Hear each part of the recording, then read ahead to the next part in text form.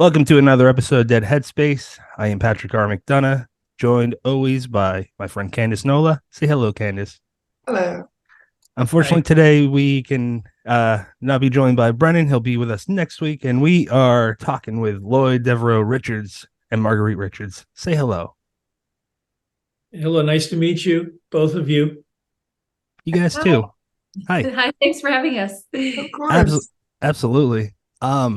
So before your publicist reached out, I had known about you guys for a little bit, and I was really just like moved by Marguerite. I know you run the TikTok, and me and my son started playing that John Lennon song "Beautiful Boy" after because of that video. Like I knew of it before, but we just took to it, and I was like, that's so cool because I connect with, in particular, fathers and they're that are family men and are writers because that's what I am. So your video has gotten over 57 million views, which is that's insane.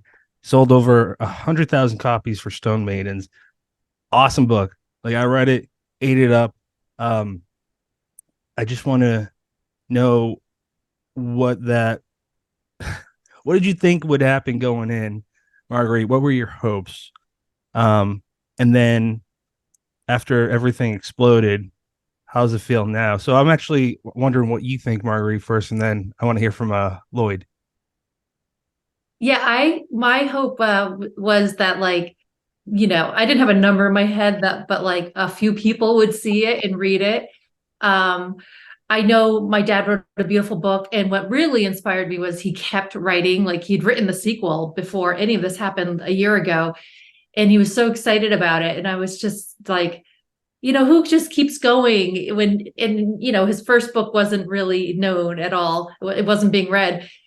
So yeah, when I made the video, I just was sort of I don't even know why I was just like, oh, I know about book talk. Maybe, he can get his name out there a little. So I put together that video. It's like, I can't remember, 14 seconds or something. And when I went to bed that night, there was like 300 views after a couple hours. And I think one person said they actually followed. It was the first video. There were no followers. It was a new account. And they followed us and they said something like, oh, I'd like to read this. And I thought, like, great success, right there. I was like, someone's interested.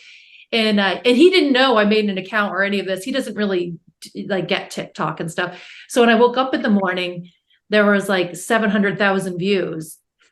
And not just 700,000 views, they were like really engaged. Like we had like, I think 5,000 followers by then, like overnight. Whoa.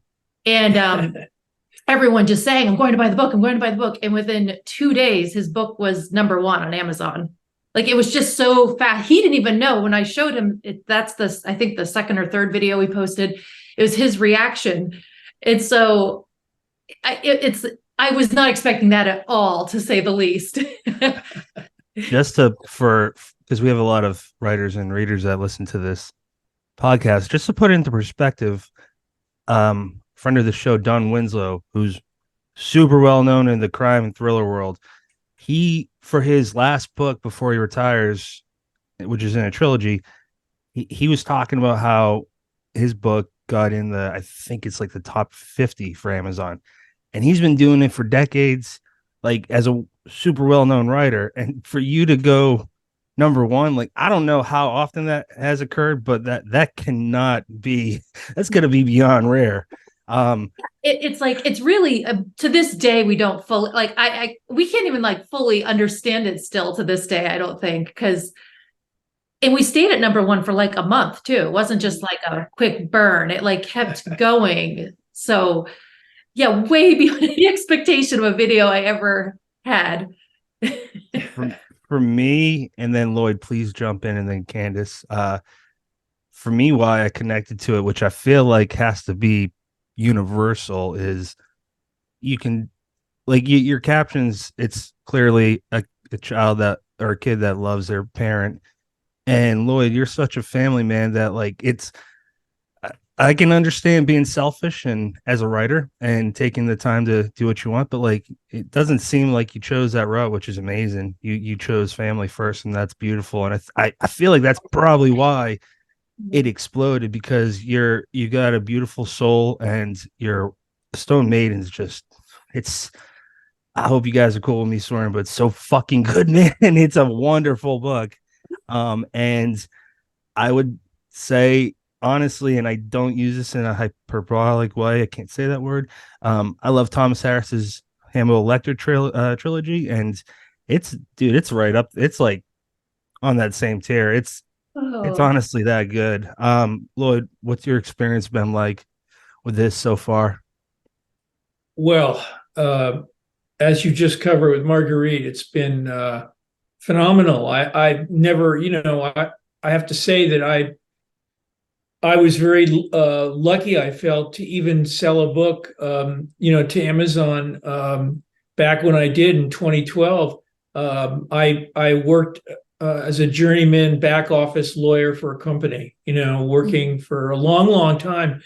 And I had weekends and nights after, having meals with the kids to work, on the book. And so I didn't really know where I was going with it. I didn't know how to write a book. I had ideas, but and I made a lot of mistakes. I really didn't know what I was doing. So I think part of writing is taking a stab at something and getting feedback on it, which, as you know, in the writing world, you have to find an editor. You have to pay this person who you entrust, your work to. So it took me a long time to figure it all out. The whole process of putting together a thriller, and all the little sub parts, character development.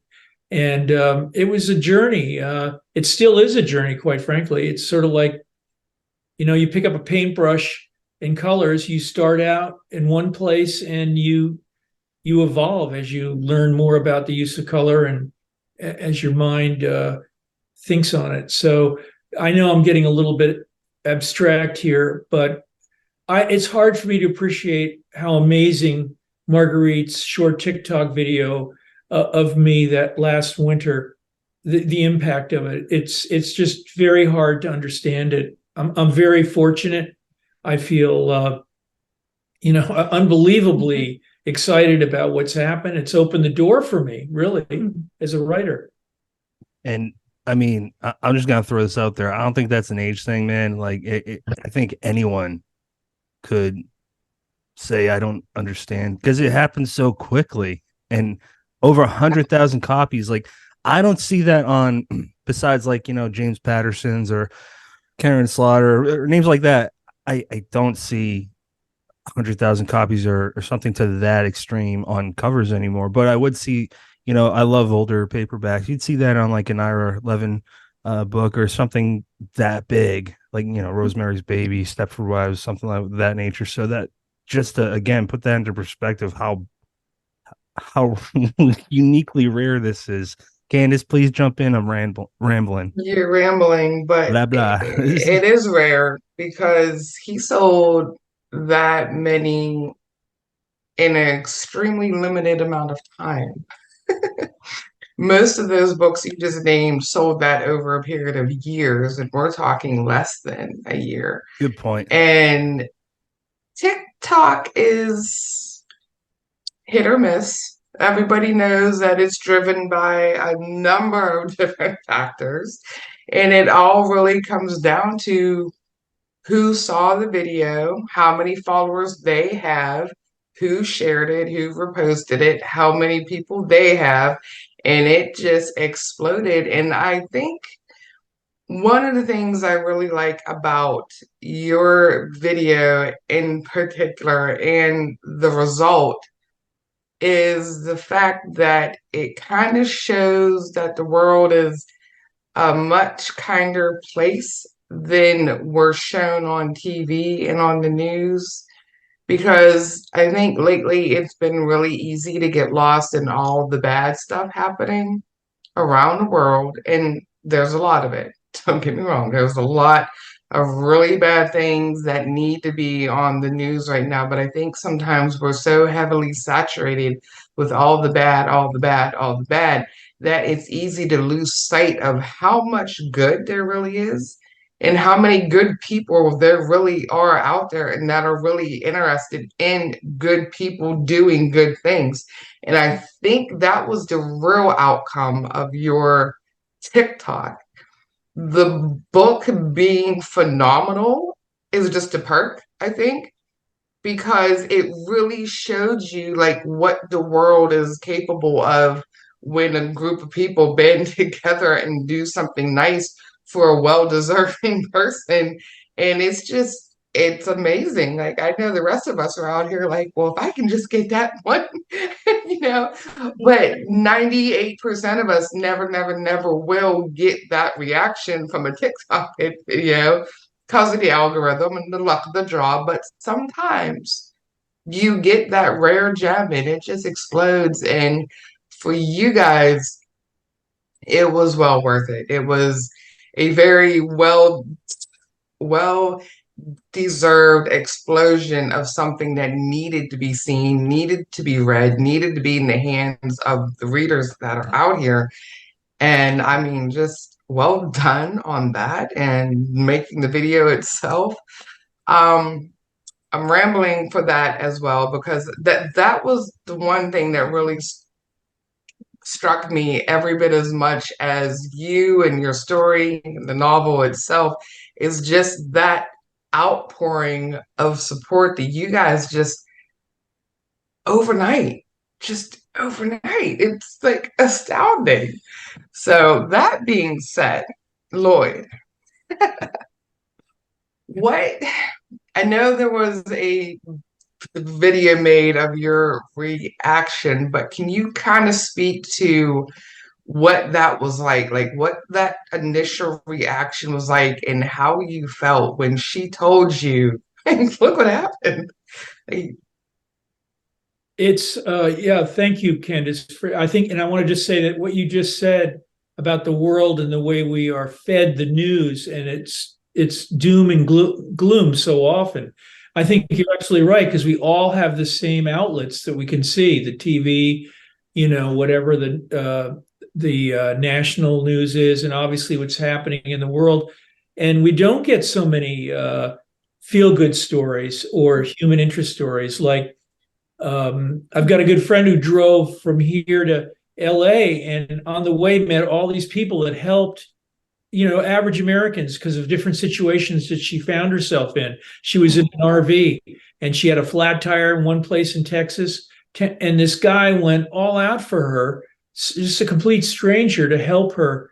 And, those kind of things happen to people in America and we don't know about it. Now, my reaction when Marguerite showed me that video, I first of all, like she said, don't have a TikTok account. And I just didn't really understand it. But then, you see on TikTok all these comments as she scrolled down the page.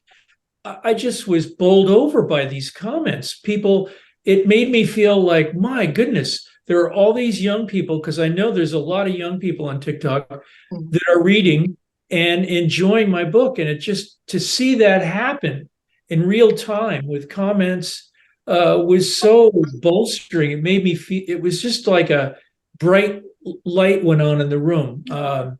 And I couldn't believe that my daughter was able to do something like that on this platform. I couldn't either. It's really hard to understand. Like I think you did a good job. I think February was very bleak when that was posted. It was very cold up here in Vermont where we live. And she posted that, I think in the early evening in February. And like she just said, it touched a lot of hearts. Well, one thing I think also, this is just a guess because obviously I don't know for sure, but I didn't just like show my dad's book and say, because he wrote a really good book. I could have just, talked about the book and what the book's about, but I think people fell in love with him, this day. He's so cute and like sweet. And he's obviously like, I sometimes almost feel guilty saying like what a good dad he is because we get so many comments and I read every single one of like people who didn't have a dad for many different reasons. And it always breaks my heart a little, but people call, they say he's their TikTok dad. Oh. So I hope people know every time I do it, it's to share that love. It's not to be like, oh, I won the dad lottery, like, Yeah, no. and I am so glad that they feel loved by him in a way. And I'm just glad that we can share that because that's what the world needs, Right. I think they Yeah. connect with a TikTok dad, their TikTok dad, Mhm. That's I one of I Yeah, I like showed that. I showed my at the doctor's office. I showed them, hey, I'm talking to this guy and his daughter, and I'm like, it's a really good book.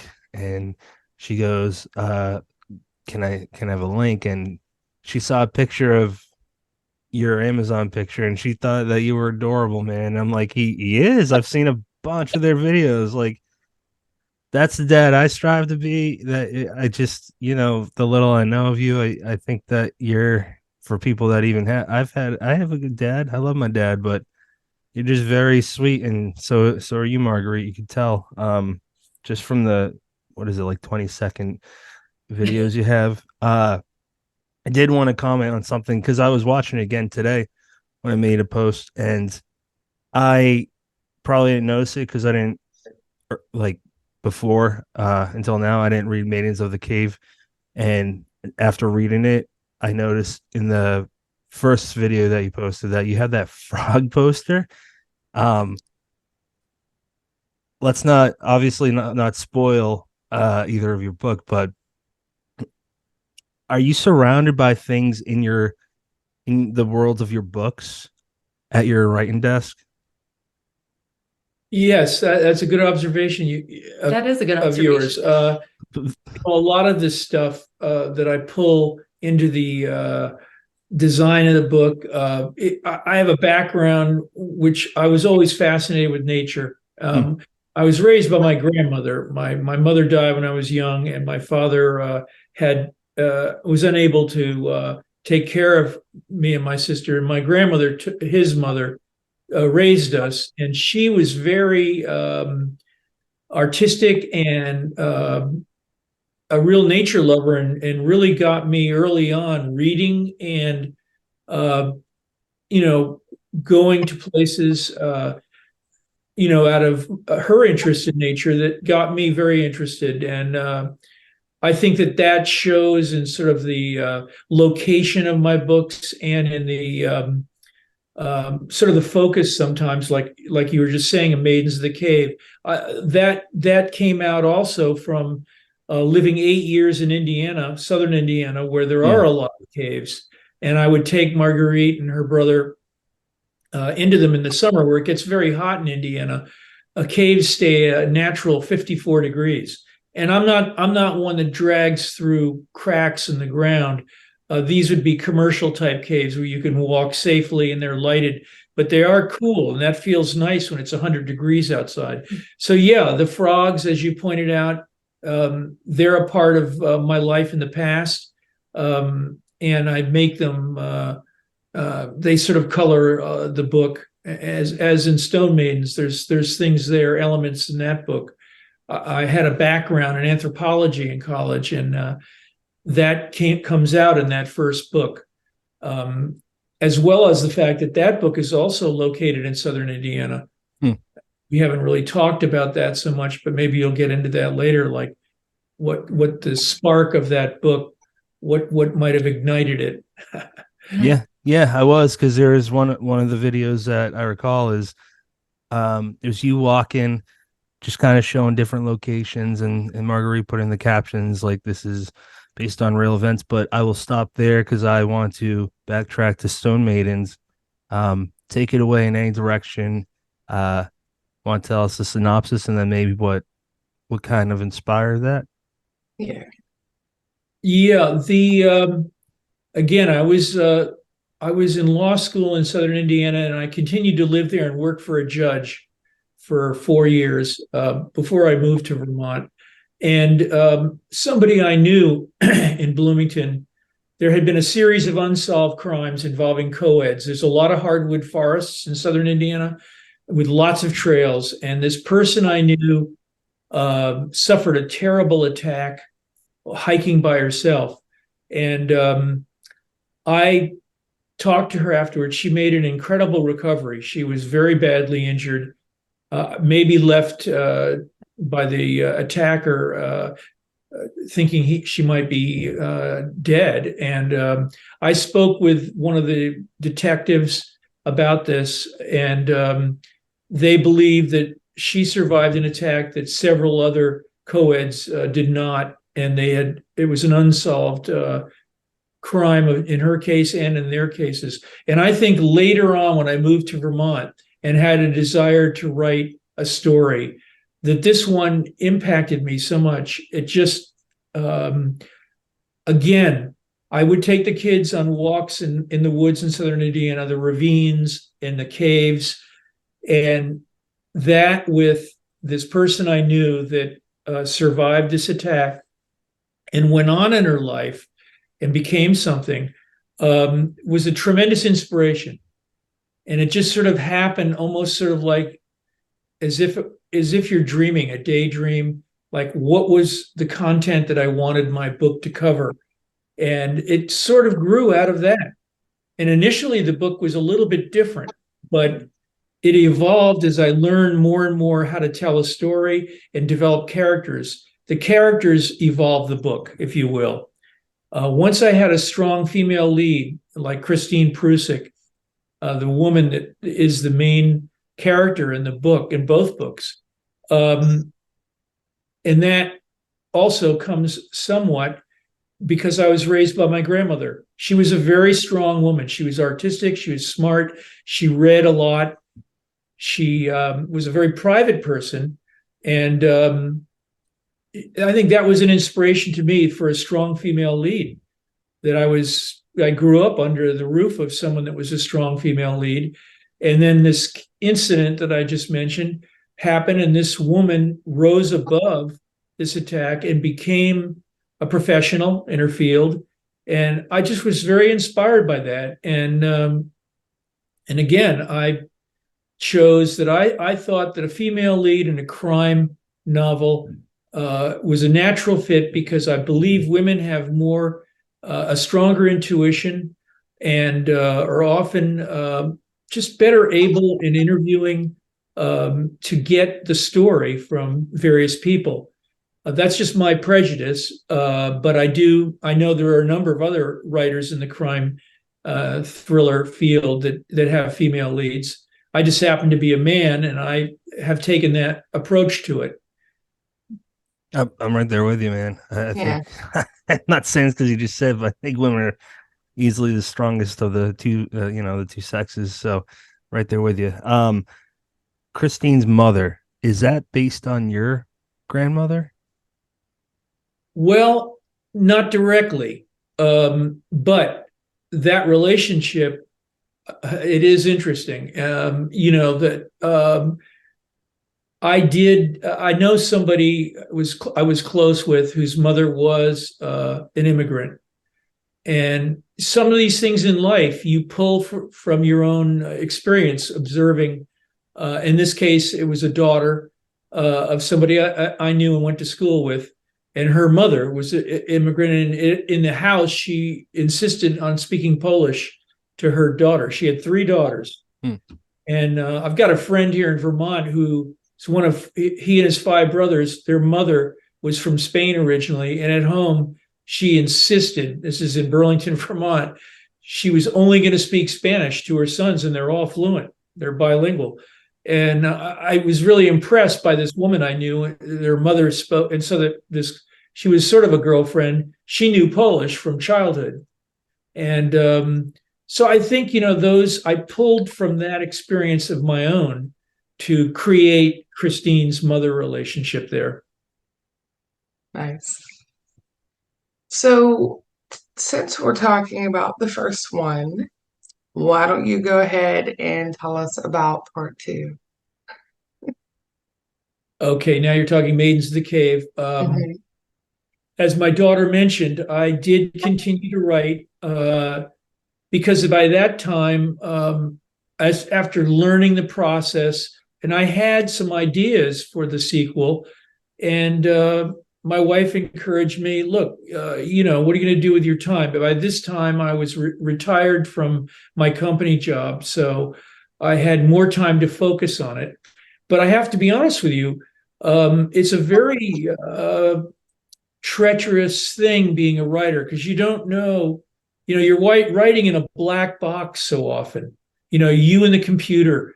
And you do get input from, if you share what you've written, a chapter or two with somebody from an editorial side, you know, you get some impression that way. But a lot of the time, you know, it's just you and the computer, and you have doubts, and I had doubts, and could I even do it? Would it be as good as the first book?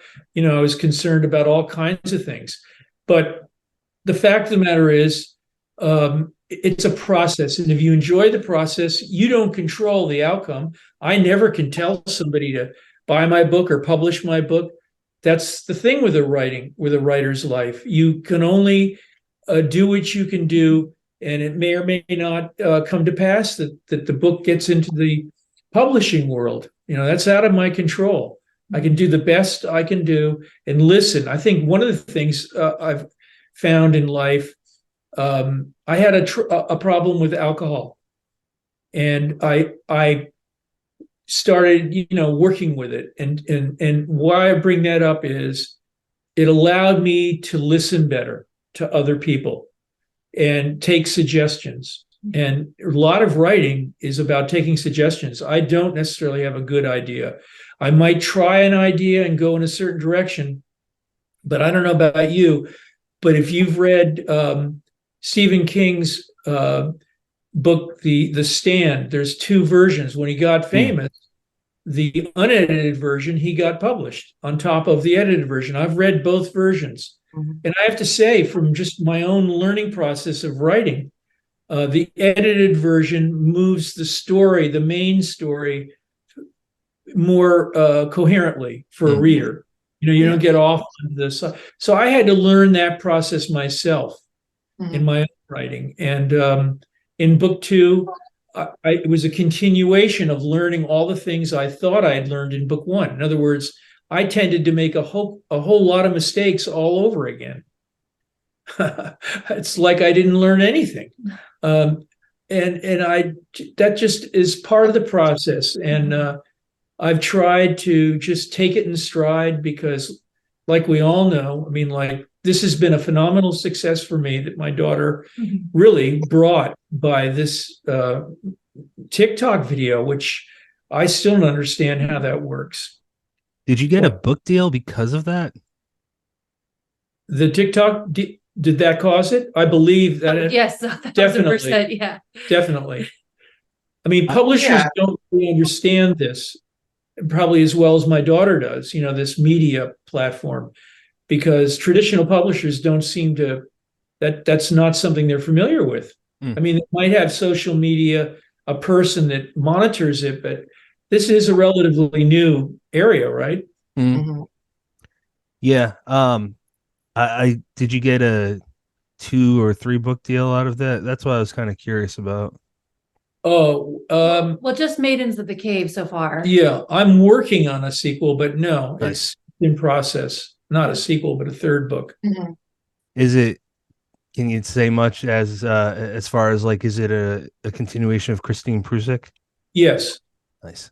She's the lead, and Sheriff McFerrin is in it. But there's a little bit of a, I'll say this about it. There's a little twist. We're no longer entirely in Indiana. Okay. There's a lot of action that takes place in both Vermont and in Canada. Oh, good. It's moving a little. My little, I'm a New Englander. I'm from Mass, but my friends have a place out in East Corinth. It's where they shot Beetlejuice, and going out there, I don't know what the population is.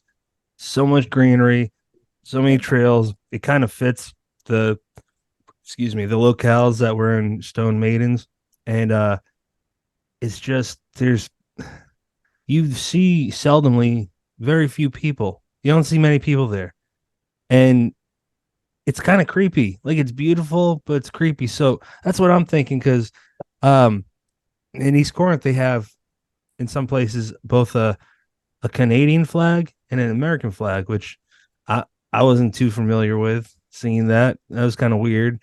So I'm really, really curious what you're gonna do with this. Um, You have to wait and see. Have to wait and see. Well, I've lived here now for 40 years, so I have a lot of understanding here. And I like, as my daughter knows, taking pictures. She posts some of them. I drive around on the dirt roads. Over half the roads in Vermont are dirt. That's true. They're like 60% of Vermont roads are dirt.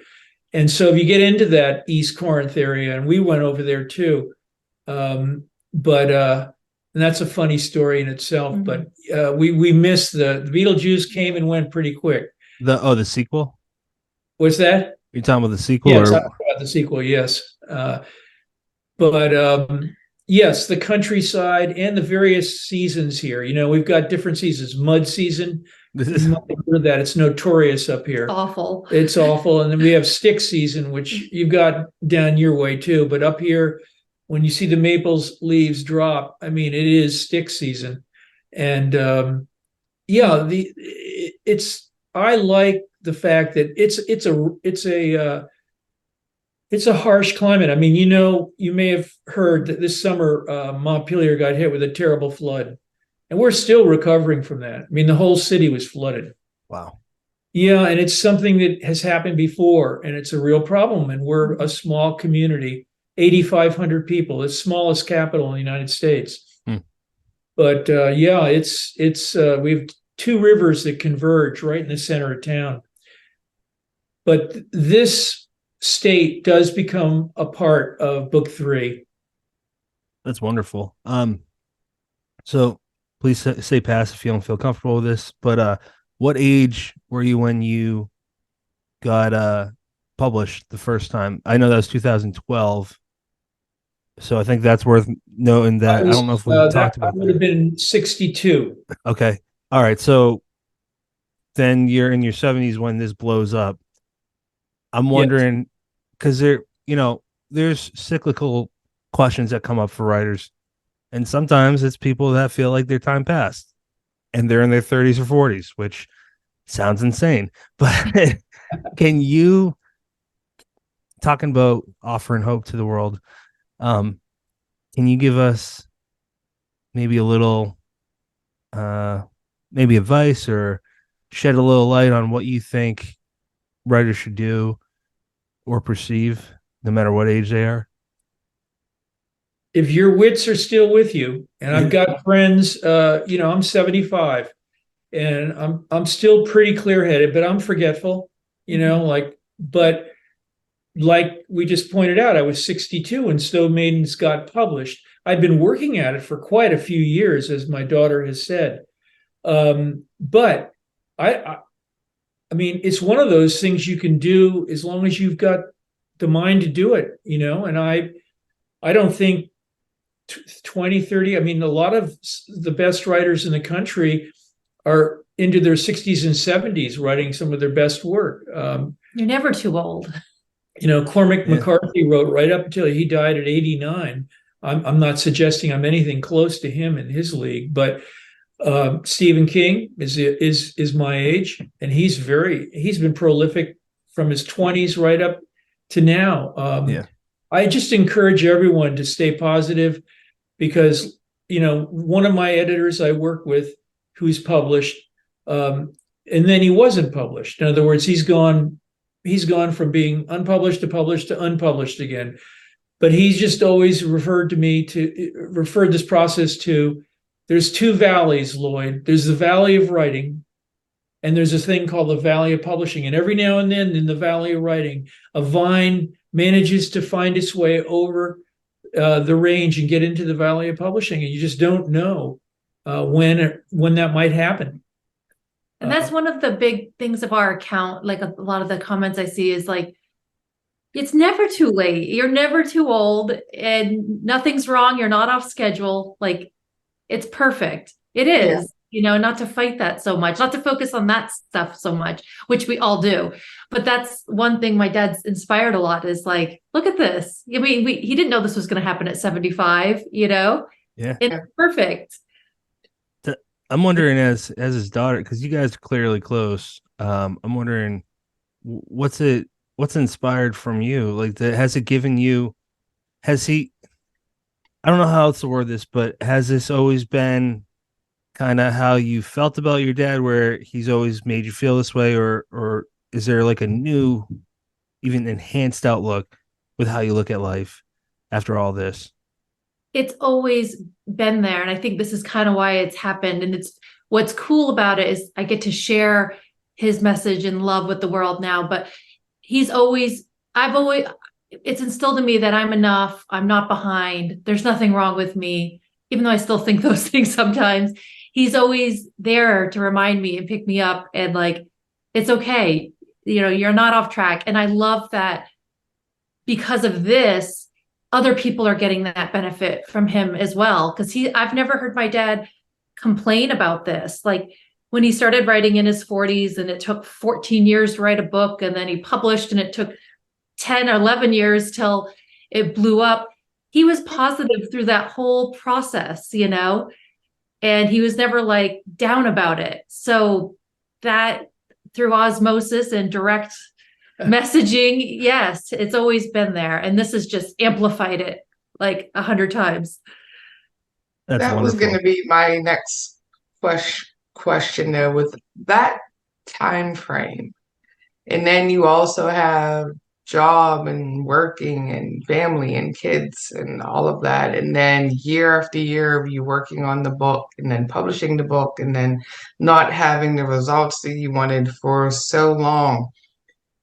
How did you maintain that hope and that like motivation to just keep at this?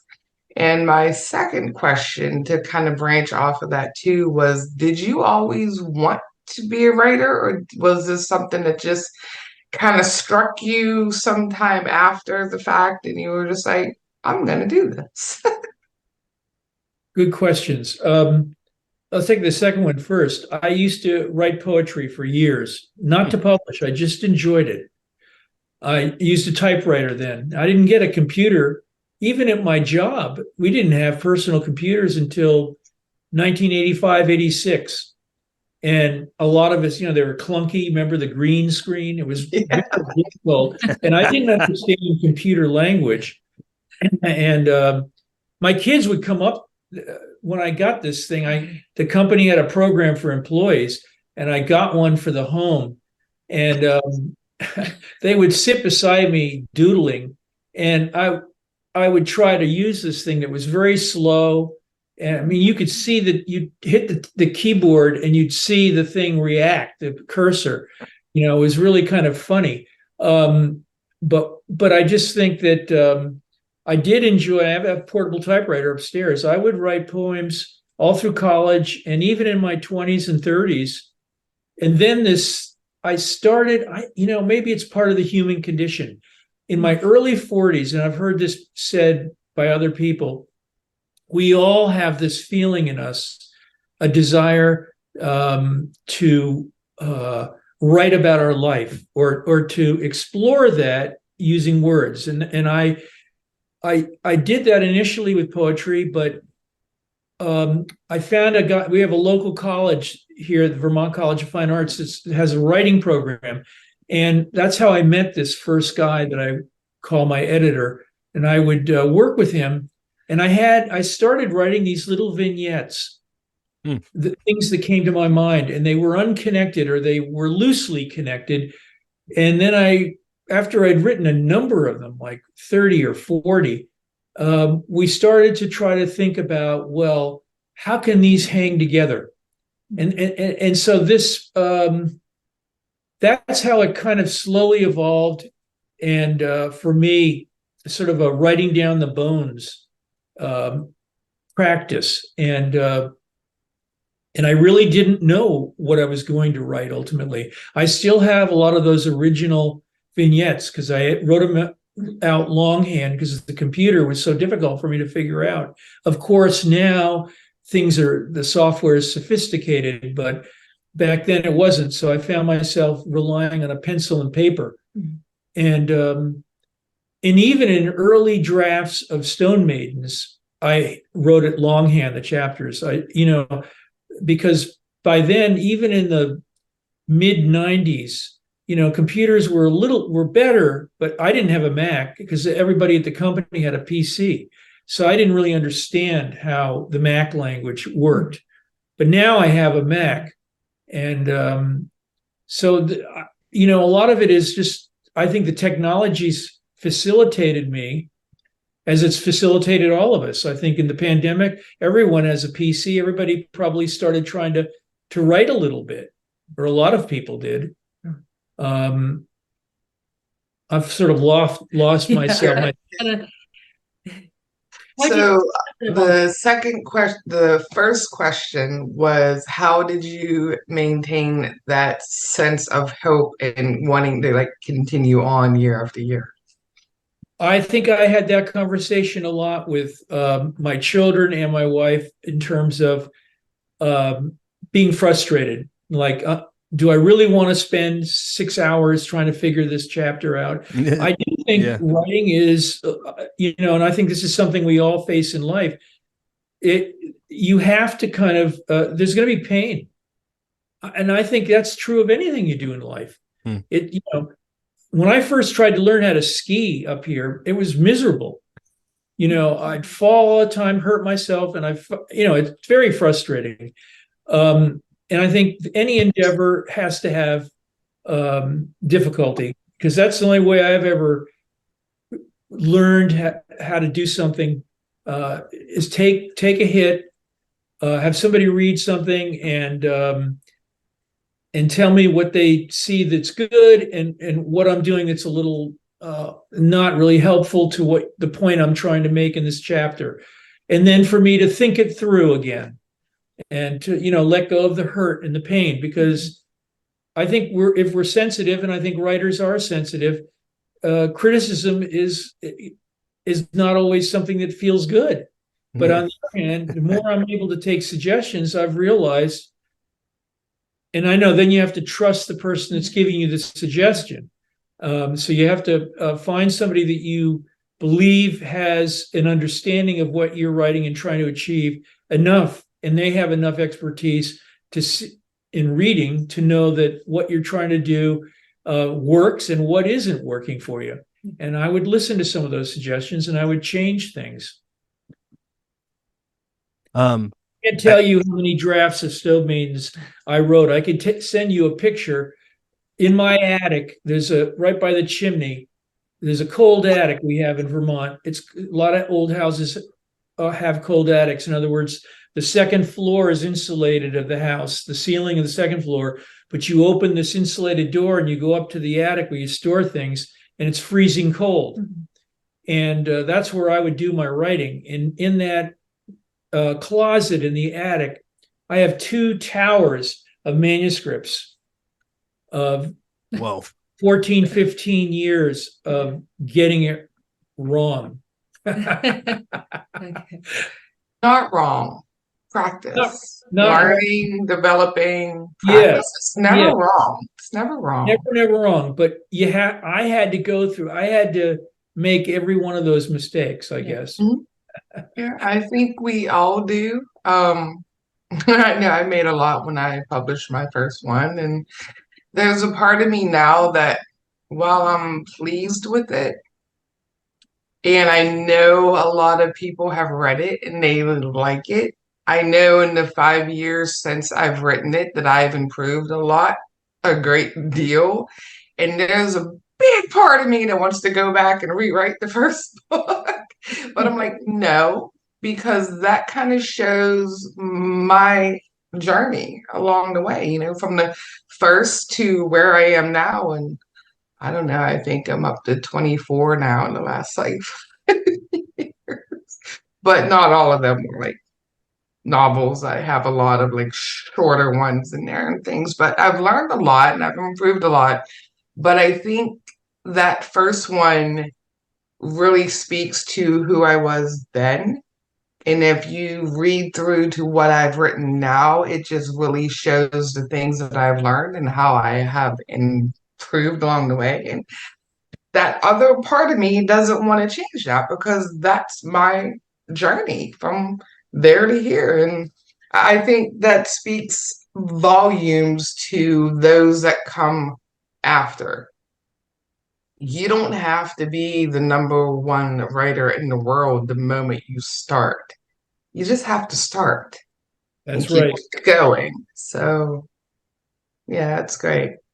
It's a real process. It was a real thrill when Thomas and Mercer wanted to buy my book.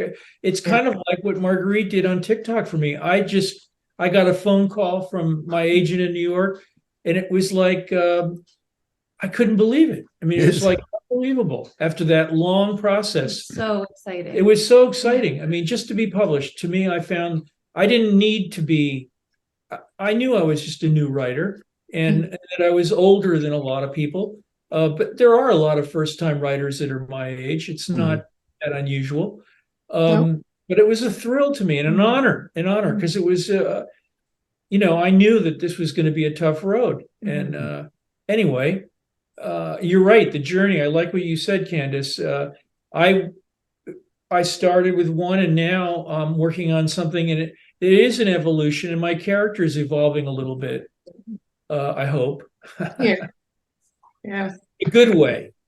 I heard I forgot who said it, but they were basically saying that a lot of us say, well, when I hit this point, I'll be happy, or when I hit the next, tier, I'll be happy. But that makes you usually not enjoy the journey. So it's really interesting to hear Marguerite and you talk about how you were until you hit the huge success. And there's a lot of us that will never hit that success. My opinion is not everyone's meant to be a writer, just like everyone's not meant to be a doctor. Some people don't have the discipline, what it takes. And it, like Candace said, it takes years, and there's a lot of expectations for that I did it myself, that we all put on ourselves for the first story or the first book you write. I just got a few more questions. And Marguerite, I didn't come across this. Do you write as well? No, and as you're talking, you said not everyone's meant to be a doctor or a writer. I thought for years I was supposed to be, because I grew up watching my dad write. I hate writing. Yeah. Fuck writer. And I finally let myself, be okay with that, because I was like, maybe I'm supposed to be a writer because my hero's a writer. And then it's like, no, I'm not a writer, and that's okay. And I'm a teacher. I love kids. I love teaching. Aww. But no, I didn't get the writing gene at all. And so you're right. Like, it wasn't meant for me, and that's okay. I kind of pushed myself through it for a lot of years, and it didn't make me happy at all. You got the TikTok gene. Yeah, I got the TikTok gene. That's awesome. I got plenty of teachers in my family too. I actually was close to becoming one myself, but that never happened for me. I guess I wasn't meant to do that. But I'm wondering, Lloyd, for prologues, is that something? Is that like your format, or is that just how the first two happen to be put together? Yeah, I think that's right. I think that it just happened to be that way. In the first case, I was coming from so many years of drafting and redrafting Stone Maidens. So, of course, in the scope of things, I had a wider appreciation of all the different characters that were involved in Stone Maidens. And so prologue was workable. As you know, in that book, the epilogue to the prologue features the same individual. And it just happened to work itself, to evolve to that design. The second book, I'm really not sure whether that's something that's old-fashioned, the need to do a prologue. I mean, prologues can be different things. And in this book that I'm working on now, I don't think I've got a prologue. Maybe it will eventually have one, but I don't know that it's important. I think there's a starting place and an ending place. And in Stone Maidens, It's almost like the end and the beginning. It's like a circle. Mm.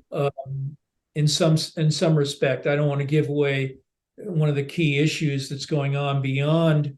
I will just say this about Stone Maidens. In the process of trying to find an agent for the book, an earlier version of the book, I got a response from one of the agents that is unexpected, meaning one of the big features in that first book involved two characters in particular, and she wanted to help me get a better grasp of that topic, the phenomenon. And so she pointed me toward an author who did wrote a sort of a pile. He did an expose on the whole topic of the phenomenon, and she said, you should read this book. And I did. And it led me, it had a big bibliography at the end, and it led me into a much better understanding of my characters. And so that led to a much improved version. So the research that I did, but it just happened that I took so long writing it, Pat, that the evolution happened almost like what Candace was saying. It was like I'd written so many versions of Stone Maidens, and the ultimate one that was sold was just at the end of the pile. That's awesome. I'll just keep this short. First like 6 years that started really being like, I want to be a novelist. I wrote, I don't know, 8 novels, and they're all most people haven't seen most of the stuff done. I've hit like 1 million words, but I had to have by now. But it's interesting because for me, most of it's on several hard drives, and I pick apart. I like Frankenstein old manuscripts if it applies to something. I'm like, this could work. So that's really neat to hear you say that, man. That you wrote different versions, and I don't know how many times it was, but I know that like Thomas Edison didn't get the light bulb right the first time. Like uh, every inventor or every writer or whatever it is, it takes time, it takes practice, and as you said, it's gonna be painful. You're gonna have growing pains. Um, I do want to know, and I do want to stress. Let's not go too deep into this, but I do want to know why frogs. Why frogs for book 2? My grandmother. There's a scene in that book, and I actually have the creature, and it used to be on her shelf. If you remember that scene in the library, there's a frog, and it's big, and and she told me to lick those a patch on its, but this is a stuffed frog, so it's a leather. It looks like a little football. Yeah. And she knew there'd be a reaction to some of the toxin. It wasn't a fatal kind of a thing, but that always stayed with me. And I've even got that frog in my house on a shelf. Have never made a child lick the frog. It had these patches on either really side ugly. of its head. It's very, and that's how it protects itself from being eaten. And that led to my natural intrigue with frogs. And the number one expert on the particular frog in the book, he's no longer alive, was in Washington, D.C., and he worked for NIH. And I called him once. This is going back. But he was still there, and I got someone to transfer me to him, and he and I chatted on the phone. And he led me to some of his articles, and I read them. And that's what kind of grew into a larger understanding of frogs. That's really interesting. This is weird timing, but I just 2 months ago in October got a short story accepted with an indie publisher that I really like, and it's because I heard a story about an interview about how some dogs will in Florida lick sugar cane or cane toads. cane cane toads. for yeah, and they have those toxins, and small ones die from the poisons, and big ones they go on a trip. I wrote a story about that in the dog's point of view, so That I interesting. I didn't realize that until we were talking about it just now. It's a That's weird thing. There are people that get like addicted to the effects of it, and I've seen videos, and it knocks your ass on the ground, and you're kind of immobile, can't really do much. It's a weird thing. I mean, It's a neurotoxin. yeah. I don't really ever want to lick anything that looks that gross, especially. Um, so that's a weird way to end that segment. Candace, on that note. On that note, time to time to wrap up with a few outro questions. um, I don't know, man. Balls in your court, miss. Yeah, I think we can safely wrap up with anything else that you guys want to add in, mention, talk about, anything else in the works? Now's your chance. Like, let us hear it.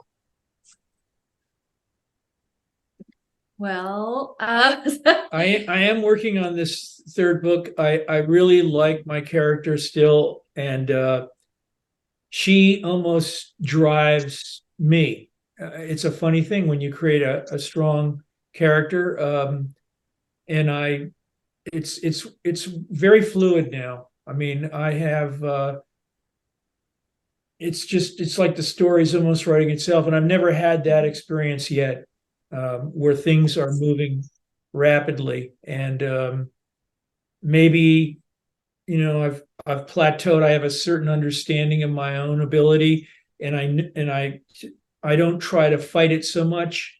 Don't try to manufacture. I try to just accept and believe in my characters and see where they might go, because I don't really know what the ending is going to be, or what the how the characters will be. Hmm. Christine Prusik is just an absolute badass, man. That's why she's to me, she's very similar to Clarice Starling. They're both badasses in a field that was typically male dominated. Um, but they don't give a shit. They just do what they do and they kick ass at it. So it's a really fascinating character, and the backstories in Stone Maidens and Maidens of the Cave that you've made, that you kind of branched off. I'm really interested to see who else from her world we haven't met yet, um, that you introduce possibly. I think that's probably what's gonna drive more readers to your books too. Is you got just these connections of familiar, people. Like we all can relate to a Christine, or the sheriff is he's funny at He's in times, book and three too. yeah, it's just Yep. Candace, I don't want to step on your toes. Can we go to where can people follow Yeah, you? Or yeah. so Lloyd, I know you're not on social media, but Marguerite, and correct me if I'm wrong there, please, but Marguerite, want to tell us where people can follow y'all on TikTok? yeah, our TikTok is at Stone Maidens, and on Instagram it's at stone.maidens. That's where we are. Candace, And where can sorry. what I'd like to add too, just how grateful I am for the whole like book talk, and I think on Instagram it's called Bookstagram Mm, community, and we're just really grateful. So I wanted to add that, and thank you for having us on here too. It means so much. absolutely, absolutely. Um, Candace, where can people follow you? I am at uncomfortablydark.com, and you can find me on Twitter, Instagram, Facebook, TikTok under my name. And I have a website also under my name. So I'm Find me. everywhere. Sorry, find me, PR McDonough, on pretty much just Twitter. I use Instagram and uh, Facebook, but that's for more personal stuff. The show you can follow though on Instagram, TikTok, Twitter. Um, Final thoughts, Lloyd and Marguerite. This has been so fun, and I just really, it's been great talking with you guys. Thank you. So my thoughts. I've enjoyed listening to you both talk about your own process in writing. I think we need to bolster each other. One of the things I did on the Today Show was bring out 3 writers in Vermont that should be getting more attention. Again, it's one of those things for me. This happened because of my daughter, and I wanted to pay it forward for 3 other writers then, That's and they're beautiful. doing pretty well now. But it's a tough road. Let's face it. Yeah, Yeah. it is. Yeah, absolutely. Candace. It's amazing of you. Final thoughts. For me, thank you to you guys for your time. We know how incredibly busy you are, and this has been great. Lloyd, all the luck to you on the third and whatever else you do after that. I can't wait to read the third one. And hey, if you want to come back on, just let us know at any time. I would love that. Yeah, thank you. Of course. I I echo what she said. And I know Brennan would say thank you as well, but I appreciate both of you. You both have been so easy to talk to since the get-go. I really appreciate that. Um, I love the books. I can't wait for the third one. And I just really truly appreciate most of all for you, Lloyd and Marguerite, how vulnerable you guys are.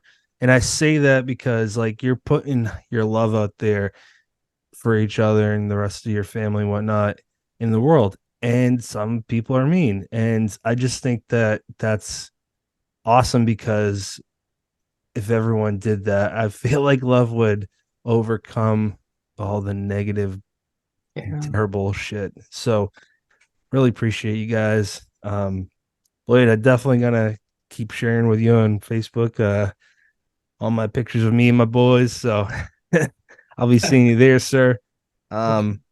Listeners, viewers, next episode is 225, Rowan Hill. We are very excited to talk to her again. Had her on last year. She's a blast. So always, get many choices in podcasts. Thank you for listening to us.